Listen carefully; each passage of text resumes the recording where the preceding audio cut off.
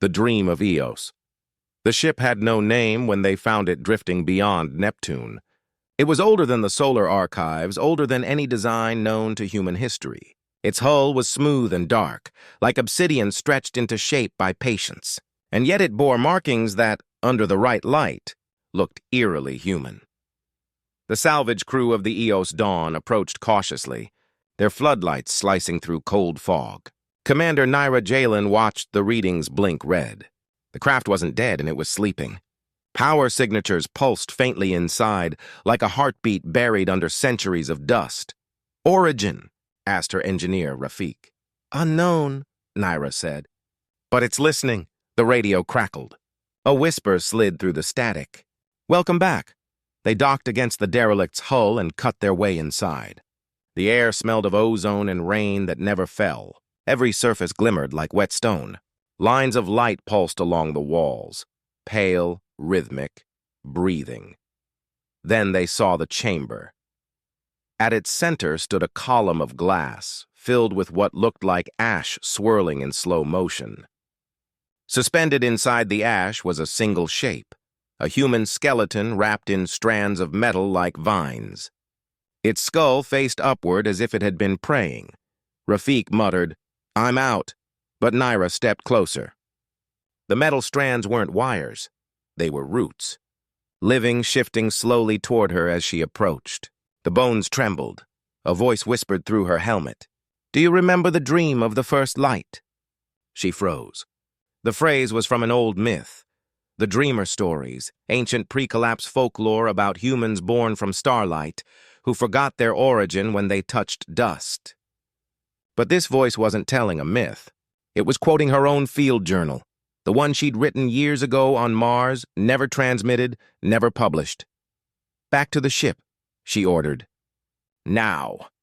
But before they could retreat, the lights shifted color, blue to white, white to gold, and gravity turned inside out. The crew floated. The air thickened like liquid glass. The skeleton in the column dissolved, and the ash formed into shapes. Faces, hands, cities burning and rebuilding, centuries flickering in seconds. "Is this memory?" Rafik whispered. "No," Naira said softly. "It's history. The ship wasn't a derelict. It was an ark of recorded minds, billions of them trapped in suspended simulation, voices echoing forever. The system was built to preserve civilization after collapse. Not human civilization, but something older that had passed the torch to humankind." "We were the builders," the voice said. "You were the children we left behind. We called you into being when our stars went dark." The crew stared in silence. Then came the scream, not of pain but of awakening. The ark's walls flared, veins of light racing across the surface. The ship began to move under its own power, turning toward the sun. Rafik shouted, "It's aligning! It's targeting Earth!" They ran back to the Eos Dawn, engines firing full burn, but the ark was faster. Its hull opened like a blooming flower, revealing a core of molten gold energy. Within it shimmered countless human silhouettes, translucent, countless, whispering. Naira linked the ship's comms directly into the ark's frequency. "Who are you?" she demanded. "We are what you became when you slept. What do you want?" To wake, the light reached out like fingers, brushing the Eos Dawn's hull. Screens erupted in white static, and every crew member's helmet filled with their own voices, speaking memories they never said aloud. Rafik screamed. "It's pulling our minds!" Naira gritted her teeth and ripped off her headset. "No, it's not stealing. It's synchronizing." She slammed the ship's manual override and broadcast one signal back. An old Weaver frequency she'd studied in university, an echo of the technology that once tamed mirror light. The ark shuddered. The pull stopped, then silence. Her console flickered to life. A message appeared. "You remember us kindly? The garden is ready." And just like that, the ark folded space. 1 second, it was beside them. The next, it was gone, reappearing in orbit over Earth. Every telescope caught it, a black halo around the planet, thin beams descending like rain. But the beams didn't destroy.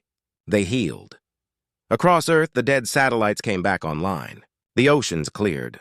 Old data, music, languages, art, poured back into human systems, restored from nowhere. Then, in every city sky, words formed from refracted sunlight. We built you to continue us. Now build yourselves. 5 years later, the Ark became part of human orbit, tethered like a second moon. It called itself Eos Prime, the last library of a vanished race.